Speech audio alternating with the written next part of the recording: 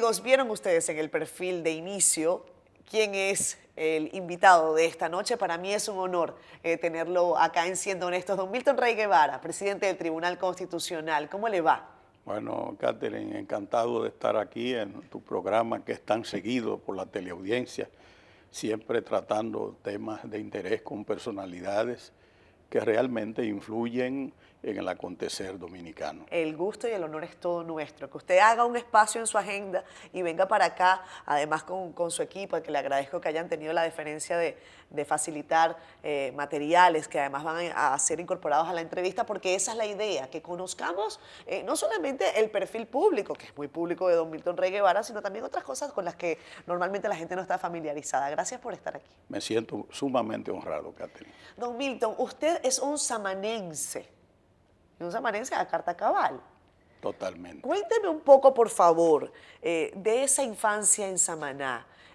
Yo he tratado de imaginarla, pero no conozco la Samaná en la que usted nació y creció. Samaná hoy es otra cosa, es un lugar hermoso. Usted dice que es la provincia de Dios. Ciertamente, la provincia de Dios.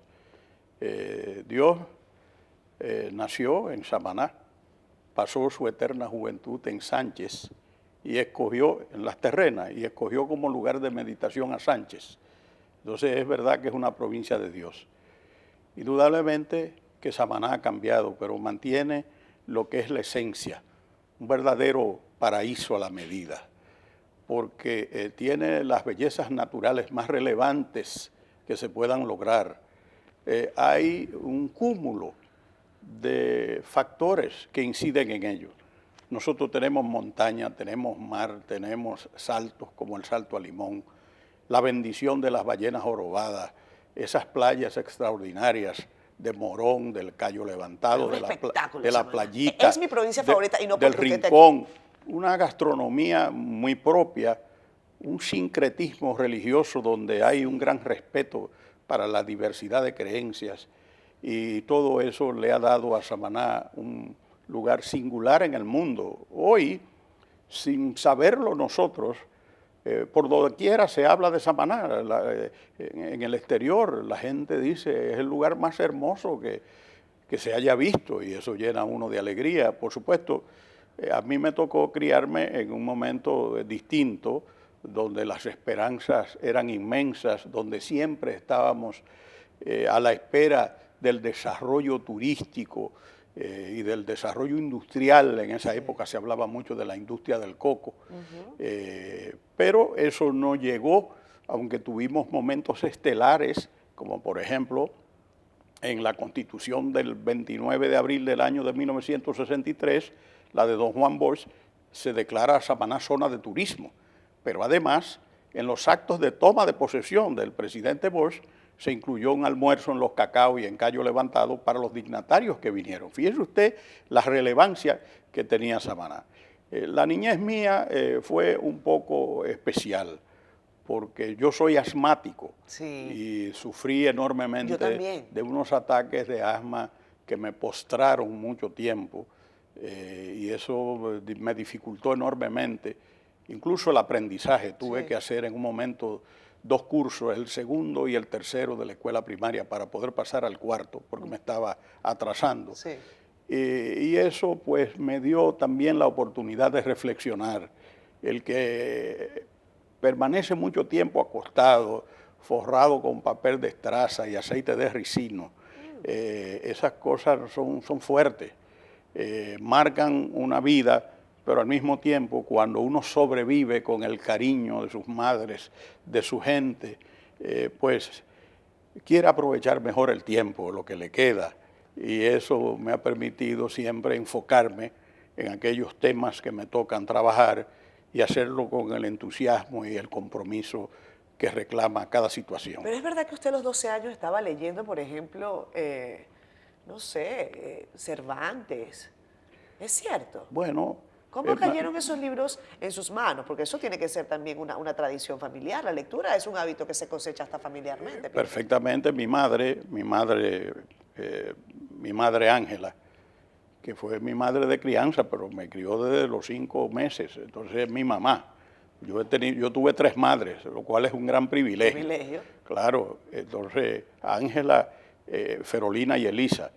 Entonces mamá Ángela fue la fundadora del liceo secundario en Samaná y tenía una gran biblioteca.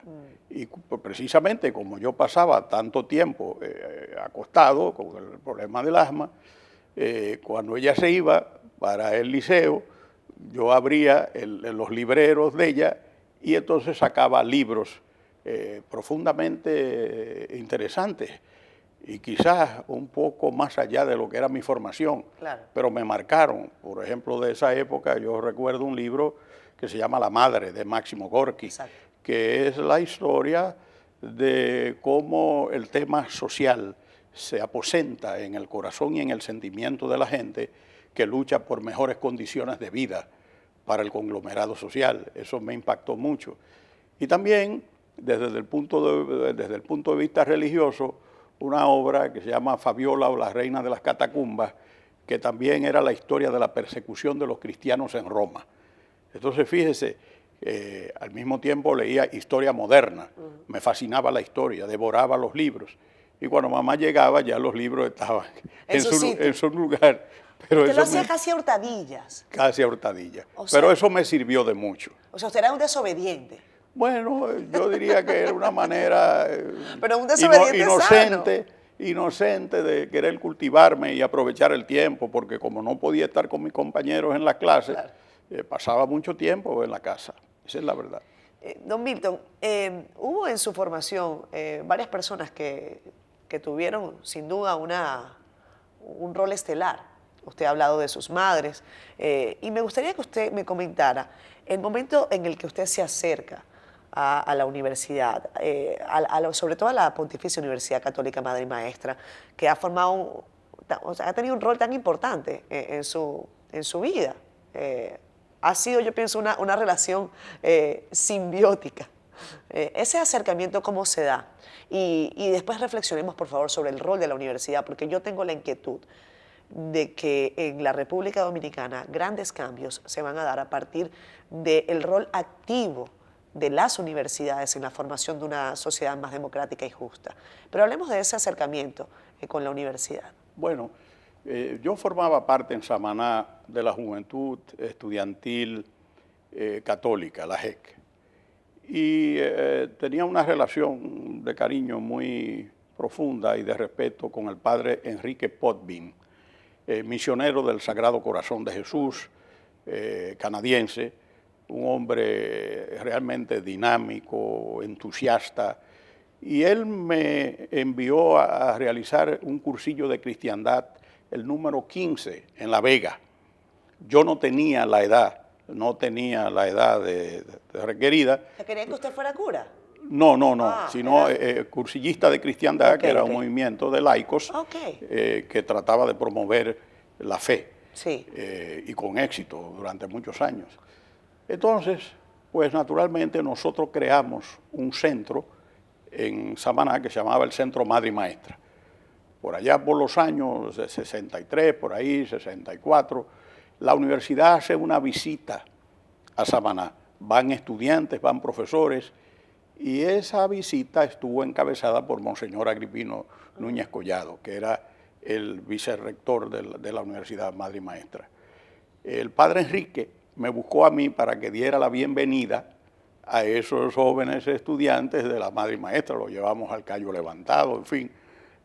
Y ahí empezó mi relación con la Universidad Madre y Maestra, y entonces, como consecuencia de la Guerra Patria del año 65, mi mamá Ángela no quería que yo viniese a Santo Domingo. Ella tenía el temor de que yo me involucrase, por supuesto. Ella veía en usted esa vena. Bueno, y entonces, pues, gracias a esa visita de Monseñor Agripino y de la universidad, pues, tuve conocimiento de lo que era la Madre y Maestra, y mamá encontró el camino, digamos, propicio para hacer que yo estudiase en la Madre y Maestra. Siempre había una especie de disputa generosa entre Monseñor Polanco y Monseñor Agripino, porque Monseñor Polanco decía que el que me descubrió fue él, pero en realidad Monseñor Agripino, pero siempre disfruté del cariño profundo de Monseñor Polanco. Y eso me hace ir a Santiago de los Caballeros y estudiar allá, y no solamente eso, sino que al término de los 5 años de la licenciatura, entonces, ahora son 4, pues inmediatamente paso a ser profesor en la Pontificia Universidad Católica Madre y Maestra, y ahí toda una vida de aprendizaje y de compartir un mensaje de una universidad en desarrollo para el desarrollo que hizo tan grande a la Madre y Maestra, que ha hecho aportes significativos para la educación universitaria y para el desarrollo de la sociedad dominicana, incluyendo el ámbito de lo que es el aporte al diálogo tan necesario. Y indudablemente, Monseñor Agripino Núñez y ese staff que se creó en la Madre y Maestra ha influido notablemente en el mejoramiento de la enseñanza universitaria y en el compromiso que debe tener todo universitario con el desarrollo de su país. Magistrado, pero hablando de la universidad, mi inquietud, no sé si usted la comparte o me imagino que ha reflexionado sobre ella. En algunos países las universidades en pleno, me refiero reunidas casi que con una suerte de brazo académico, empiezan a hacer aportes al país. La Pontificia Universidad Católica Madre y Maestra lo ha hecho casi desde el punto de vista que con una bandera en solitario. Pero uno no ve, al menos yo no lo he advertido así, un conglomerado de académicos o un conglomerado de academias que estén pensando el país y diciendo por aquí pueden ir las cosas, a lo mejor interviniendo, aconsejando, dando su perspectiva académica sobre cómo debe ser el país, pensar el país. Bueno, en ese sentido hace falta más. Yo creo que la Madre y Maestra es la que más ha hecho en ese sentido, por la tradición, sí, porque siempre se mostró propicia para la creación de nuevos profesionales. Hay que ver el impacto de los profesionales de la Madre y Maestra, incluso con carreras que se consideraban que ya iban un poco de pasada, como la carrera de Derecho, ¿verdad? Y que sin embargo, cuando uno analiza la composición de la judicatura en el Cibao y en otros lugares, uno se da cuenta que los profesionales de la Madre y Maestra están por doquier, porque son muy buenos profesionales. Pero, por ejemplo, la Universidad Autónoma de Santo Domingo ha impactado en la vida del país. Sí. Yo creo que ha faltado más investigación. La propia universidad, la Pontificia Universidad Católica Madre y Maestra, en los últimos años ha estado impulsando la investigación, que es el acompañamiento para lograr resultados aprovechables en el mundo de la tecnología, sí, y de la ciencia. Es importante. Ahora, es verdad que quizás las universidades como tales le ha faltado en conjunto una orientación hacia aportar más al desarrollo nacional. ¿Eso se puede lograr? Bueno, pero hay que trabajarlo. Don Milton, nos queda poco tiempo para este bloque comercial, pero quería que usted me adelantara un poco sobre cómo ve usted el futuro del país. Estamos en medio de una pandemia, la situación sigue siendo delicada, estamos saliendo a flote, al parecer las cifras de salud pública hablan bien del momento en el que estamos, pero usted tiene la inquietud de que esto pueda trastocar en algo el desarrollo de la República Dominicana. Y definitivamente lo hará de todos los países, pero específicamente en el tema país. Mira, no hay dudas de que la pandemia ha golpeado fuertemente el tejido social, sanitario, el tejido laboral, el tejido económico de la República Dominicana. Sí. Nosotros no hemos escapado a esa realidad, el mundo entero ha sufrido.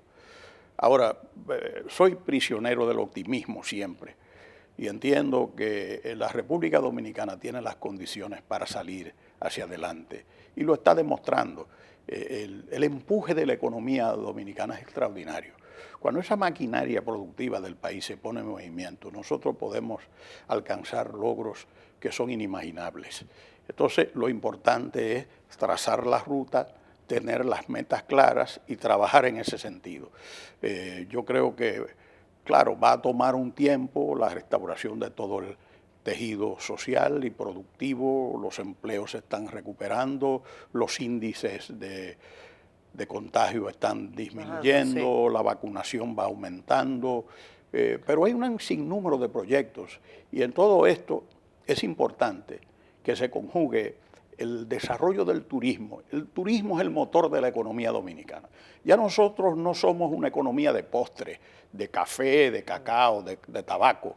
No, no, no. Nosotros somos una economía de servicios, donde las remesas de los dominicanos es importante, donde las exportaciones de zona franca también, pero el turismo es determinante. Entonces, tenemos las condiciones para que el país pueda relanzar su economía, recuperar empleo y orientarse hacia mejores condiciones espirituales y materiales de vida para nuestra gente. No tengo la menor duda que va a ser más lento o más rápido, eso yo no lo puedo decir. Lo que sí considero es que de todas maneras este país nadie lo va a detener en su ruta ascendente hacia el progreso. Usted tiene 25 años de ejercicio público. Sacamos la cuenta antes de empezar el programa. 25 años se dicen rápido. ¿Este es quizás el momento más delicado en esos 25 años desde el punto de vista de cómo están las cosas? ¿Así lo ve usted o no? En este momento son 23 bueno. y medio. Ya en el 2023 serán los 25. Exacto. Pero, en fin, yo creo que es el más difícil, es el más complicado. Yo no pensé nunca que a esta edad que yo tengo iba a tener el peso enorme de la responsabilidad que comparto en el Tribunal Constitucional. Yo pensé que mi vida en esta etapa iba a ser ya más suave, con más sentido de dedicarse a las cosas que uno quiere. Por allá en Samaná, comiéndose un pescadito. Claro, como me encanta, o sea, disfrutando de mi tierra, de mis hijos, de mis nietos, de mi familia, en fin. Pero el hombre propone y Dios dispone. Eso es lo que me ha tocado y hay que asumir las responsabilidades como son. Y eso no deja de ser un mandato de Dios y hay que cumplirlo. Usted Lo es que un hombre muy Dios creyente, ha enviado en mi vida, eso es lo que yo he hecho. Usted es un hombre muy creyente. Totalmente. Soy un hombre de profunda fe, pecador, pero de fe. Este programa se llama Siendo Honesto. ¿Usted es honesto? Yo sí soy honesto. ¿Cuál es su hijo favorito? Bueno, todos. Vámonos a pausa comercial, ya regresamos. Yo le pregunto eso a todos porque casi nadie puede decir, este es mi favorito, es difícil de decir. Pero eso es un afán que los padres entendemos. Pero yo creo, modestia aparte, que soy un papá responsable, amoroso, cariñoso con sus hijos. Lo quiero entrañablemente. Lo siento eso. Yo creo que ellos lo sienten también. Yo sé que sus hijos... Incluso los más pequeños. Sí, incluso los pequeñines. Vámonos a pausa comercial. Ya regresamos con más. Don Milton Rey Guevara, presidente del Tribunal Constitucional, hablando de cosas que normalmente no se hablan con el presidente del Tribunal Constitucional, pero yo creo que son importantes porque una de las premisas de este espacio, don Milton, es que la gente, para poder hacer análisis, a veces debe comprender el todo y no solamente lo que da un discurso, lo que da un mensaje, lo que da una sentencia. Vámonos a comerciales ya.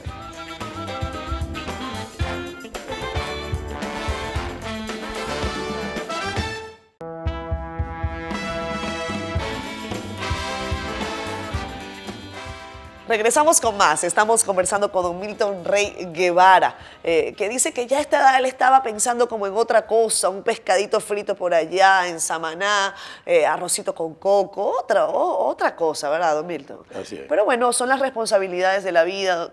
Estamos en un momento también en el que ya se está hablando de nuevas modificaciones de la Constitución, don Milton, y eso es una cosa para mí muy antipática, para mí, aunque yo sé, y usted lo ha dicho en varias oportunidades, que las constituciones son proyectos que son capaces de tener cambios y están hechas para eso. Sin embargo, yo no sé si en la República Dominicana usted tiene ese mismo sentir, que se ha cambiado demasiado con un mismo fin, que no es otro que la gente se quede en el poder, que no hay grandes cambios establecidos dentro de la Carta Magna para que el país prospere. ¿Cómo lo ve? Eso ha sido así, Catherine. Nosotros tenemos un historial de una constitución reformada 39 veces, o si uno quiere, 40 constituciones. Y la verdad es que muchas de las reformas han obedecido a cuestiones de permanencia o prolongación en el gobierno o de aspiraciones gubernamentales.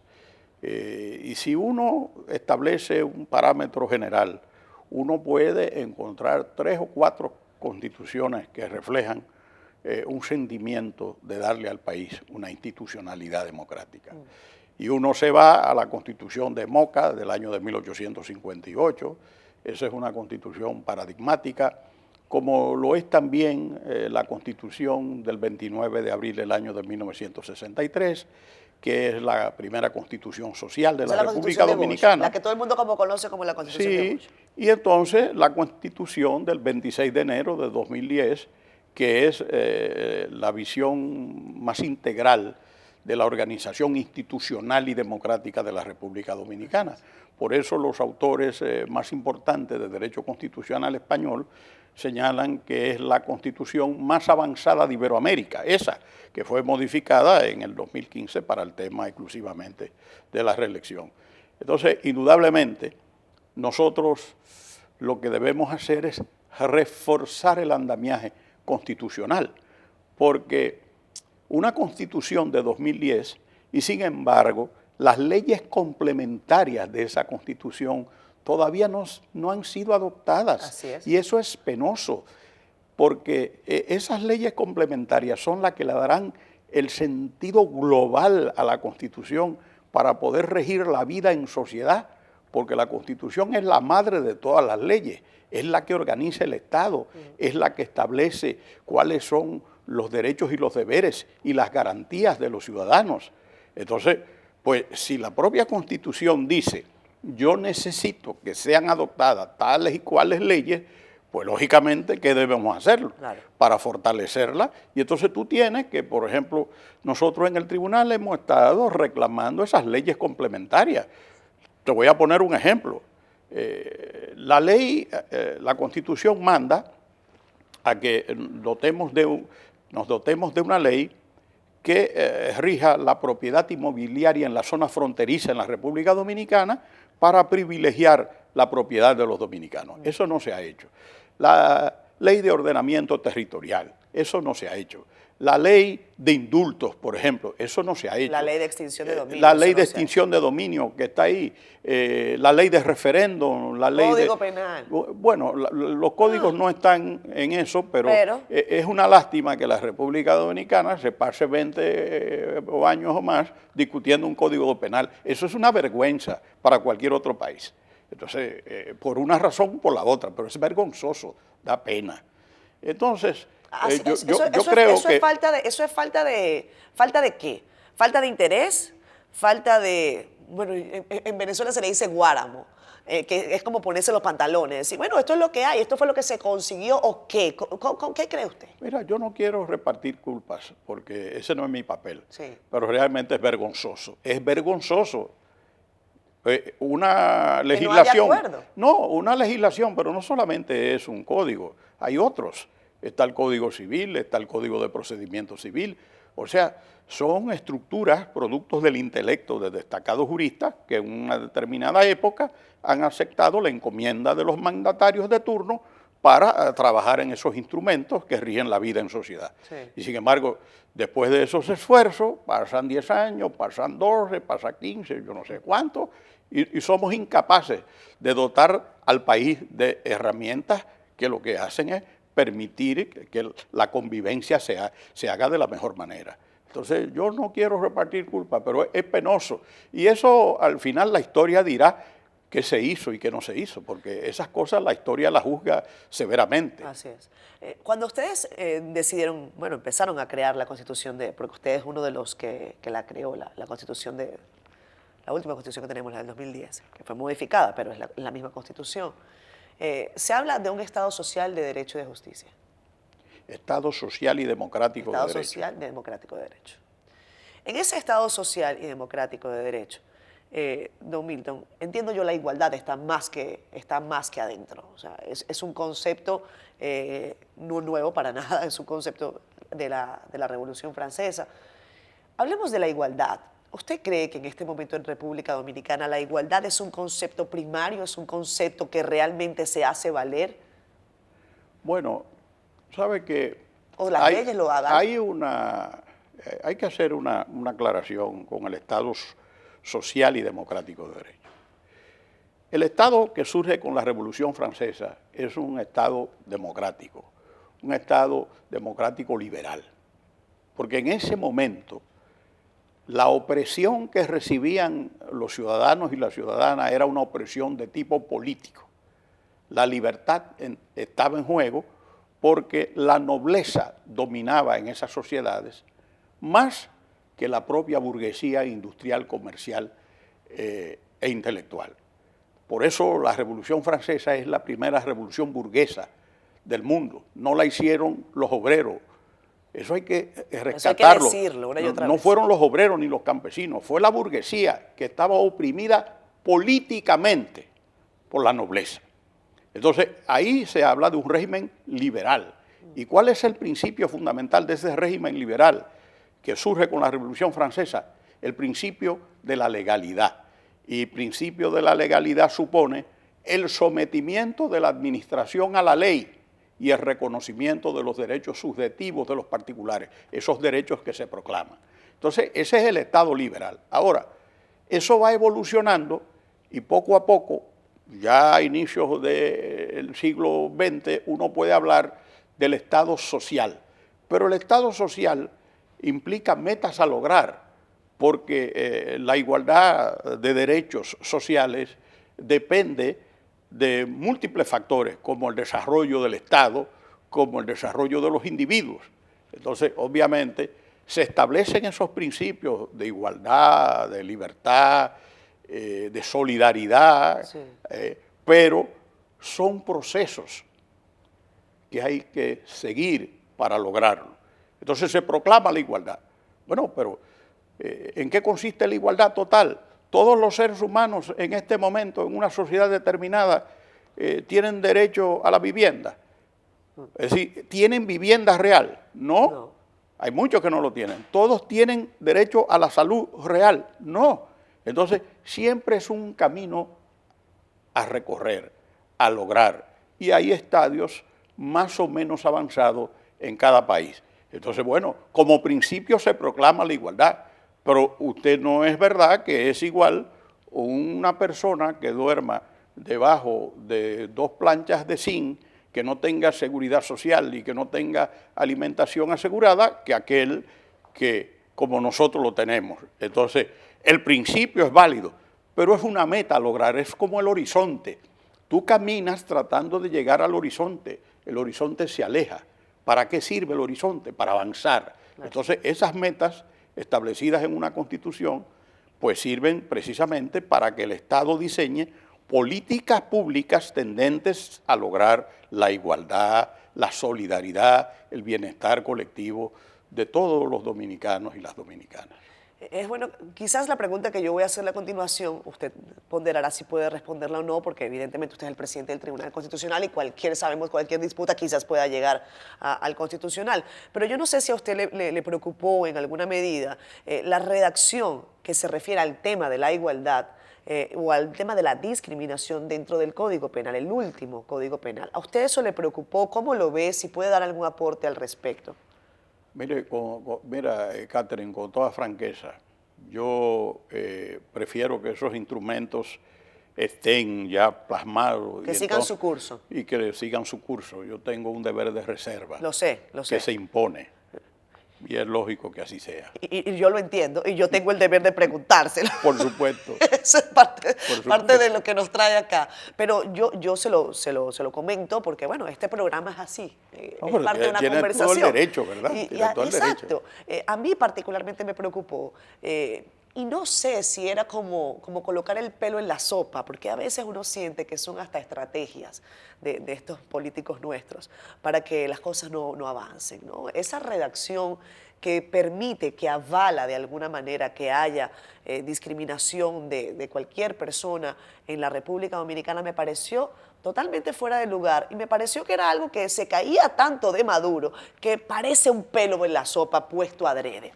La verdad es que yo no me he tomado el tiempo de ver eso. Ahora, yo sí te puedo decir que la Constitución Dominicana, cuando habla de la igualdad, habla muy claro. O sea, ese texto constitucional estudiado por juristas destacadísimos del mundo entero, pues muy clara.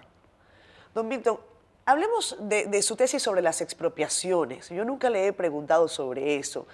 Hay un caballero también un magistrado, que comentó que quizás usted había realizado esa tesis por una situación personal, que era su preocupación de lo que había ocurrido en Samaná con el asunto de las expropiaciones en la época de Balaguer. ¿Eso fue así? ¿Eso fue lo que lo motivó a usted a esgrimir esa tesis? Ciertamente, Catherine, esa fue mi tesis de doctorado en Niza, en Francia, y yo la hice sobre la expropiación por causa de utilidad pública en la República Dominicana, por lo que pasó y sigue pasando en Samaná, que es una vergüenza para el mundo, lo que el Estado Dominicano ha hecho con el pueblo de Samaná. Eso es un acto de barbarie lo que se hizo. Y yo lo dije en ese momento, en el año de 1975, en esa tesis está ahí, y las cosas siguen igual. Ha habido tentativas interesantes y esfuerzos sanos de tratar de resolver el tema de la titulación en Samaná, sí, después de una declaratoria de utilidad pública que sigue, donde hay muchísima gente, incluso este servidor es víctima de eso. Cumplió todos los compromisos con el Estado Dominicano y sin embargo el Estado Dominicano no honra los compromisos que este ciudadano ha cumplido con el Estado Dominicano. Eso es una vergüenza lo que se hizo, un verdadero atropello en nombre del progreso. Bueno, ¿y quién se opone al progreso? Nadie.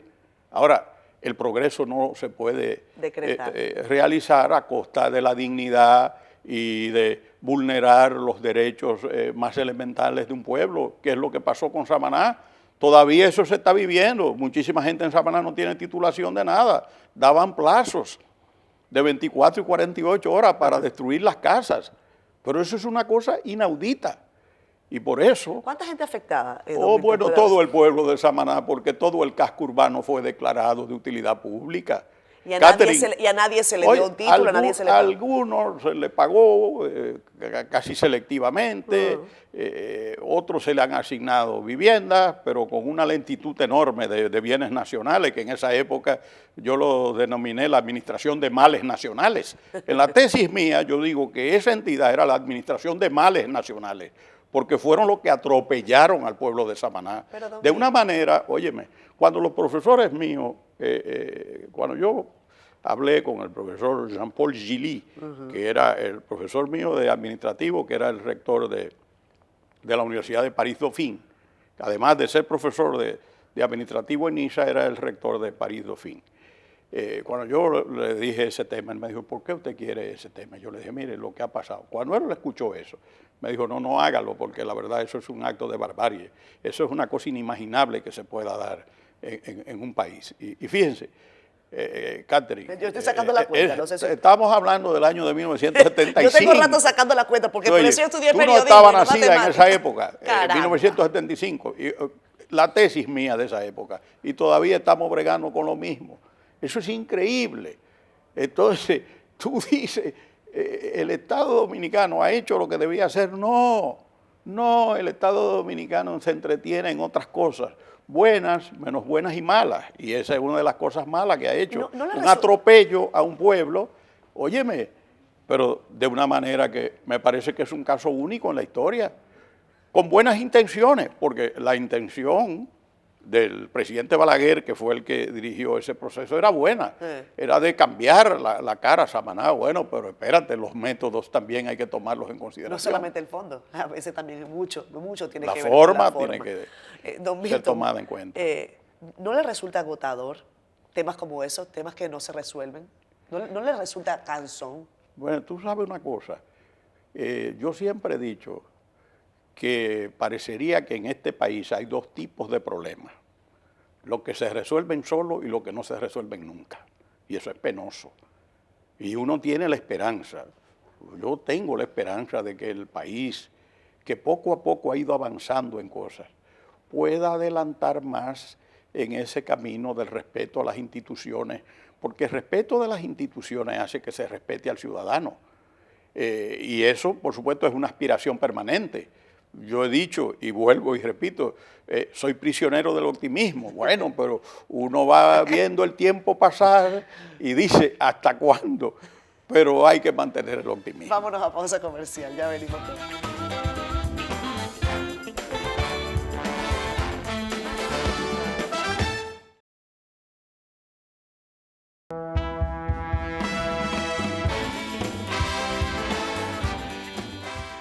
Regresamos con más. Don Milton Ray Guevara está con nosotros, presidente del Tribunal Constitucional, samanense. Me dicen que usted canta de maravilla.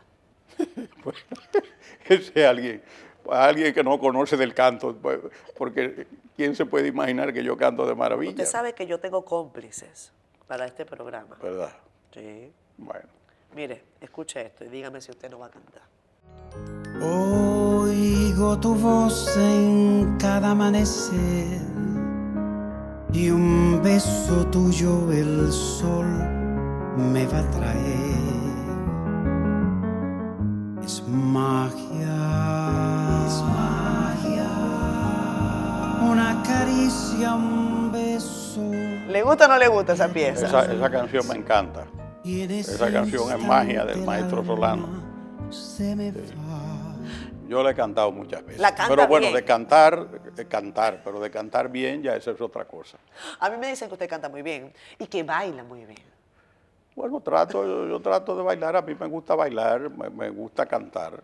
Eso es parte sana de la vida. Claro que sí. Necesaria. Claro que sí, muy necesaria.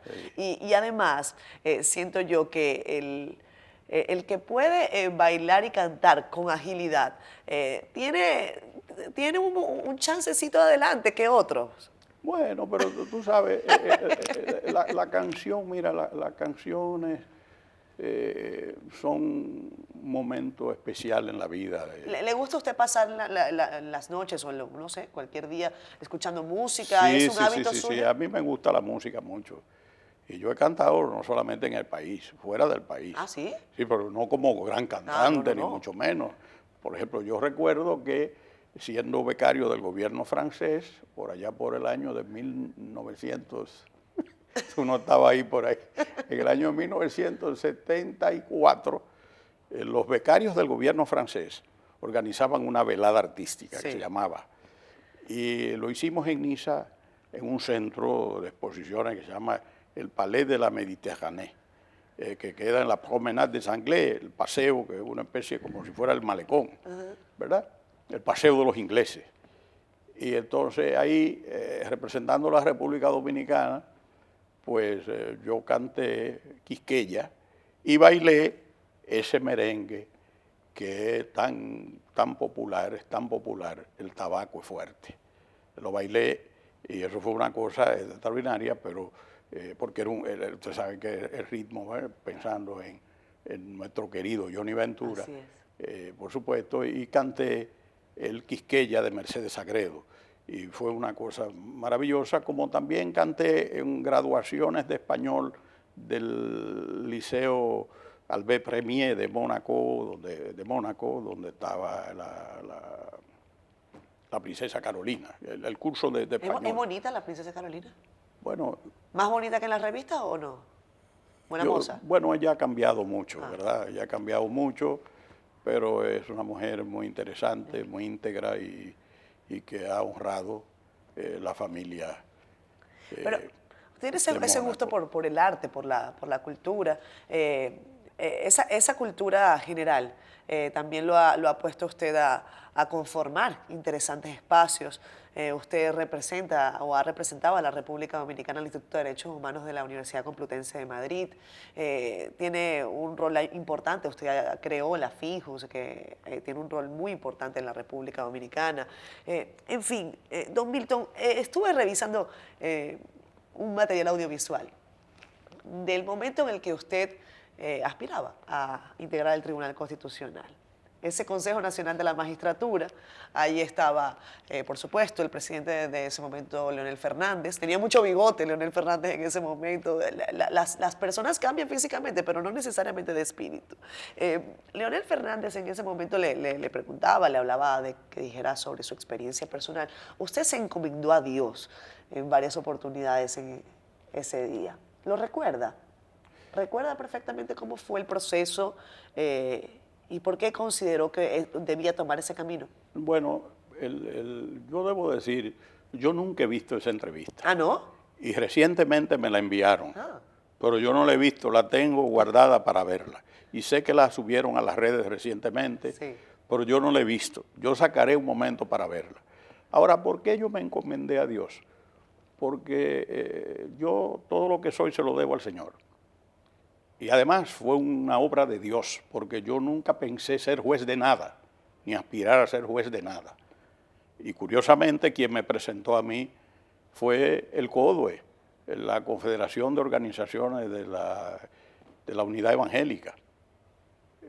Los evangélicos me presentaron, siendo yo un hombre profundamente ligado a la Iglesia Católica, al catolicismo, aunque mi abuelo, Pedro David Ray Williams, era un hombre de la Iglesia Evangélica, y a mí él me llevaba a los cultos de la Iglesia Evangélica, y mi mamá me llevaba a la doctrina de la Iglesia Católica. Yo no tengo ningún problema, es decir, yo sé que hay un solo Dios verdadero, yo creo en el Señor, y por supuesto tengo una fe inquebrantable.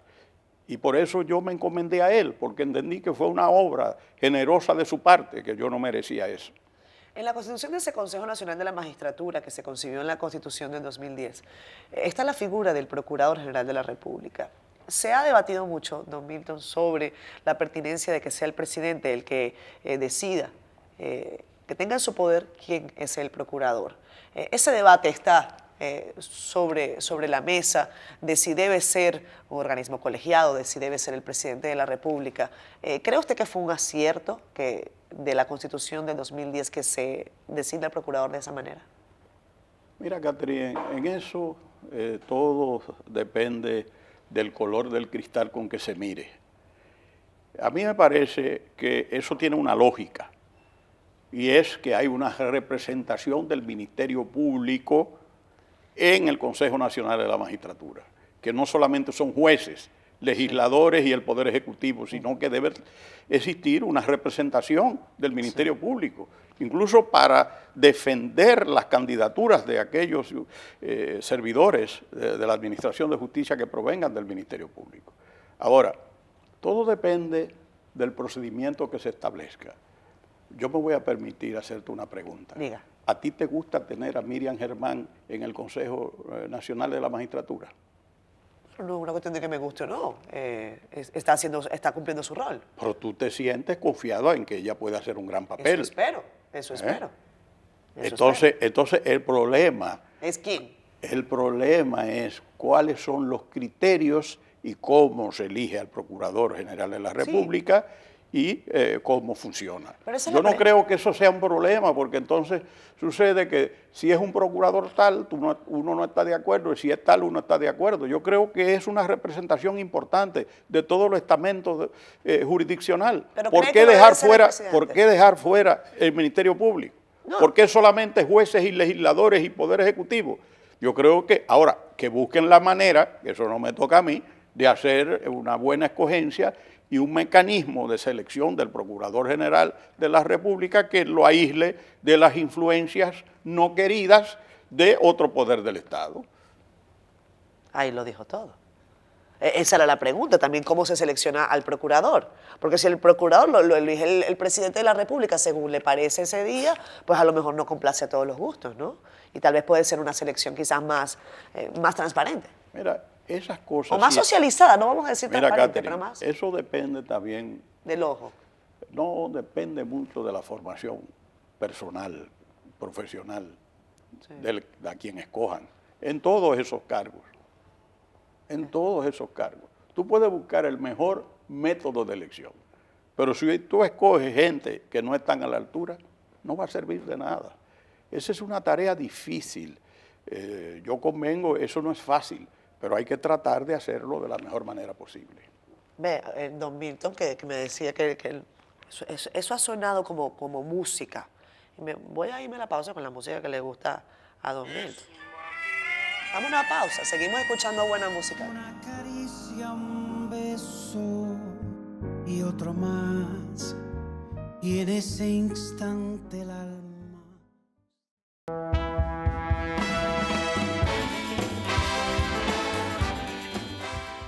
Casi concluyendo este programa especial de Siendo Honestos con don Milton Ray Guevara, presidente del Constitucional, destacado abogado y jurista. Esto sí es jurista. Aquí a veces le dicen jurista cualquiera, no, jurista es el que estudia mucho la ley. Don Milton, yo no sé si usted tiene la misma preocupación que yo, la mediatización de los casos judiciales. Claro que como periodista, a mí cualquiera podría decir, bueno, Catherine, pero no te luce. No, a mí lo que me luce es que en gran medida la presión que muchos jueces tienen de la expectativa pública de cómo deben concluir los casos puede generar un efecto adverso al proceso. ¿Cómo lo ve usted? Yo a veces siento que aquí alguien aparece en un expediente nada más nombrado porque prestó, qué sé yo, un bolígrafo y resulta que lo acusan de ladrón de una vez, o de corrupto, o de lo que sea. ¿Cómo lo ve usted? Mira, nosotros hemos trabajado eso en ocasión del lanzamiento de la Red de Integridad Judicial, que se realizó hace algunos años en Viena, en Austria, y que el país estuvo representado por el magistrado Francisco Ortega Canela, y el Tribunal Constitucional estuvo representado por la magistrada emérita Leida Piña y por este servidor. Entonces, indudablemente, nosotros estamos viviendo una época donde los medios están cada vez más presentes. Y particularmente, yo he desarrollado la tesis, lo hice en Madrid y lo hice en Málaga, de que ya no se puede hablar de opinión pública, sino de opinión ciudadana. Que se convierte en pública, lo vi esa tesis, porque muy buena. Evidentemente que ahora cualquier ciudadano, a través de una plataforma X o de un celular, de lo que sea, pues hace una exposición, narra un evento, da su opinión y es una opinión ciudadana, no una opinión pública, que se hacía a través de la intermediación de los medios tradicionales. Entonces, ese tema de los medios y el ejercicio de la administración de justicia es un tema de actualidad.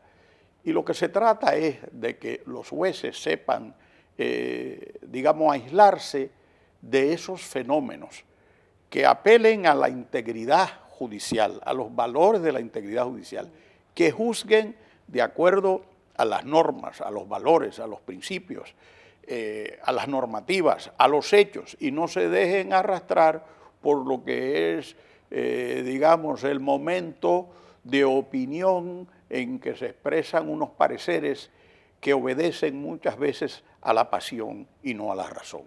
Entonces, el juez tiene una obligación como profesional del derecho de ajustarse a los criterios jurídicos, legales, institucionales que le muestran el camino para decir el derecho. La jurisdicción es la acción de decir el derecho y eso es lo que tiene que hacer el juez.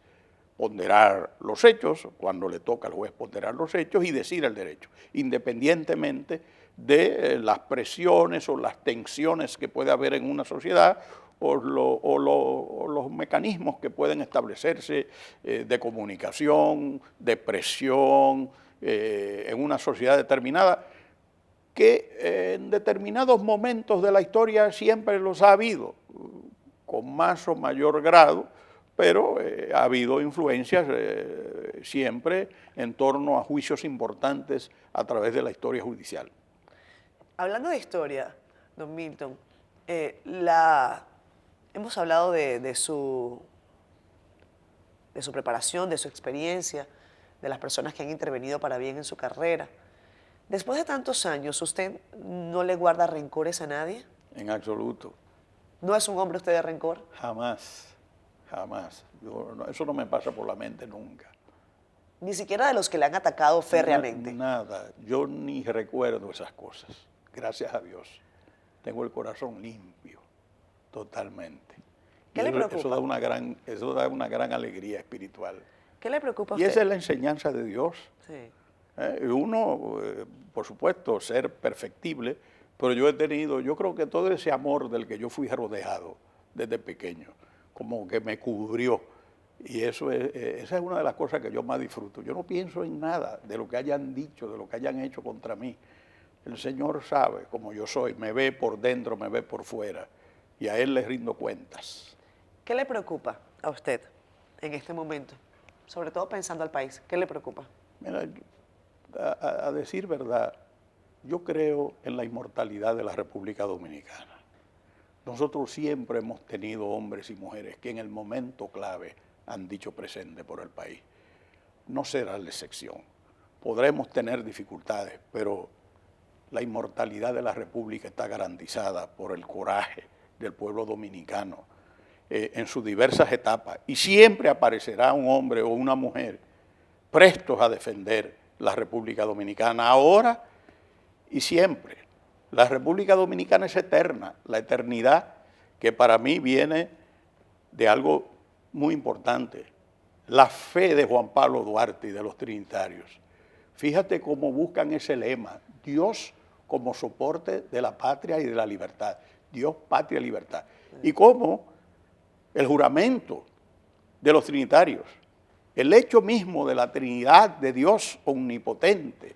O sea, eso dice que ese pueblo dominicano va a tener siempre hombres y mujeres que lo defenderán en su momento. Ahora, ¿en qué pienso yo así, cercanamente? Yo pienso en mis hijos, en mis nietos, en mi esposa, en mi familia, en todo, en eso. Yo quisiera que Dios me dé el mayor tiempo posible dentro de sus posibilidades para ver los chiquitos míos crecer y disfrutarlo. Y cuando yo salga de esto, que no pienso volver jamás a la función pública, porque habré cumplido ya, pues poder dedicarme a ellos como no lo hice antes, como no he podido hacerlo en otras. ¿Le ha quitado mucho tiempo la función pública para su familia? Me ha quitado tiempo. Yo no me siento mal porque he servido. He tratado de servir lo mejor que he podido, ¿verdad? Entonces, pero yo hubiese querido estar más tiempo con mi familia. Y a lo mejor viendo más juegos de las Águilas Ibaeñas, y a lo mejor No, yo voy a los juegos pero de las Águilas, voy a los juegos del Escogido, porque como el Escogido, bueno, del Cibao ni hablar. Aunque tengo este año que no he ido al primer juego del Cibao, y yo quería que, bueno, que si tenía miedo de que si yo iba y perdía el Cibao, bueno, pero ya perdió uno, ya vamos a ganar el resto. O sea, no iba a ser usted el que fuera el día que llevara perdiera. Lo que dicen el fucú. Sí, el fucú. Tú sabes que el fútbol para mí siempre ha sido un deporte que lo he disfrutado enormemente fuera y dentro del país. ¿Usted se ejercita actualmente, don Milton? ¿Puede? ¿Está haciendo actividades físicas, deportes? He estado suspendido varios meses. ¿Ah, sí? Ahora ya voy a empezar. ¿A retomar? Voy a retomar ya con mi entrenadora personal, que lo hace muy bien. Ah, qué bueno. Muy bien. Qué bueno, me parece muy bien, don Milton. Es necesario, es necesario. Muy necesario, muy necesario. Como necesario es tener a personas como usted en este espacio. Yo le agradezco enormemente que nos haya dado la oportunidad de conversar con usted sobre temas de los que se hablan mucho y de otros de los que no se hablan tanto, pero que son tan necesarios y tan importantes para comprender la dimensión humana y que la gente al final lo disfrute. Bueno, yo espero que haya colmado tus expectativas, que he tratado de decir las cosas como son, como yo las creo, pero felicitarte a ti por el programa excelente que realizas. Es una nota distinta, diferente, es que los televidentes se pueden recrear viendo facetas interesantes de mujeres y hombres que son representativos de la República Dominicana. Don Milton, doble puño todavía porque no nos podemos dar un abrazo con esta pandemia. Éxitos. Gracias, gracias a usted. Nos vemos en el próximo domingo, si Dios quiere. Esto fue Siendo Honestos. Bye, bye.